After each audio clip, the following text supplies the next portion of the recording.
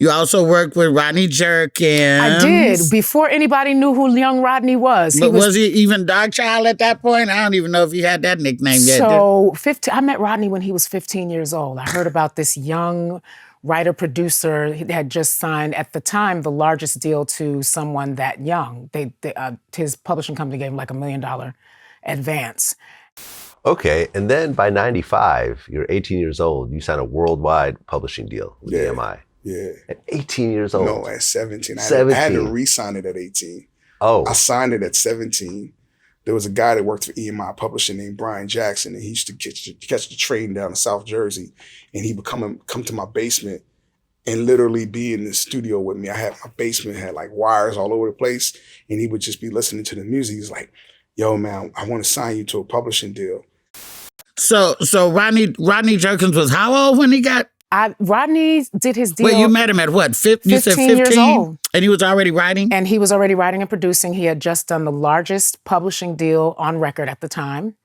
And his A&R, his product manager at the publishing company reached out to me and said, I just signed this young kid. He's getting ready to be the next hot thing. He needs a lyricist. I want to put you with him.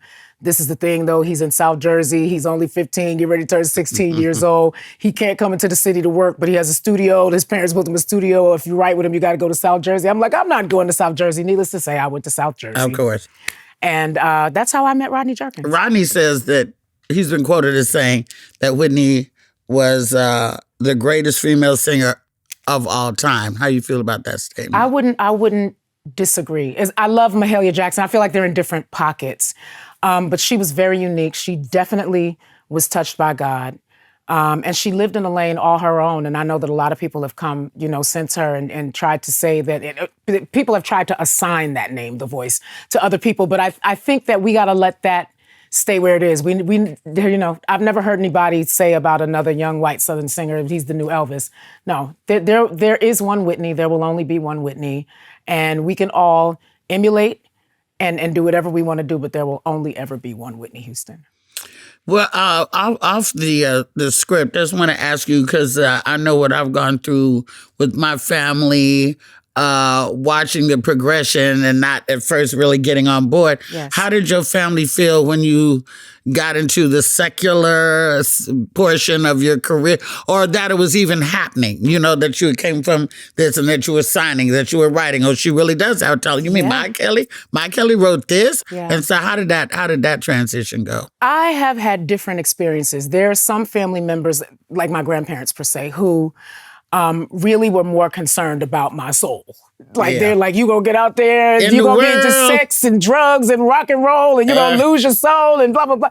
So again, I've always been overly sensitive about my grandparents, never wanting to disappoint them. And so I always kept a very open communication with them. Like, listen, and that's how you avoided the sex, drug, and rock and roll? No, I just had no interest in it. Well, my dad was a drug addict. And he died as a result of that, only to, fast forward X number of years, my baby sister, the same thing. And so, she was, seen it. Yeah, so I had no interest. I didn't want to be poor anymore. So I'm like, hey, they're going to pay you good money to do something that you get up and do for free every day and every time you go to church. So I had no interest in doing that. With other family members, because everybody is talented, there was a bit of a rub. Some people felt like because I stepped outside of the church. Others felt a type of way because it wasn't them. And that's always a hard transition for a church girl to go into the secular, the secular world. Yeah, but I say if God gave me the voice, am I only supposed to sing on 123rd Avenue in Southside Jamaica? Well,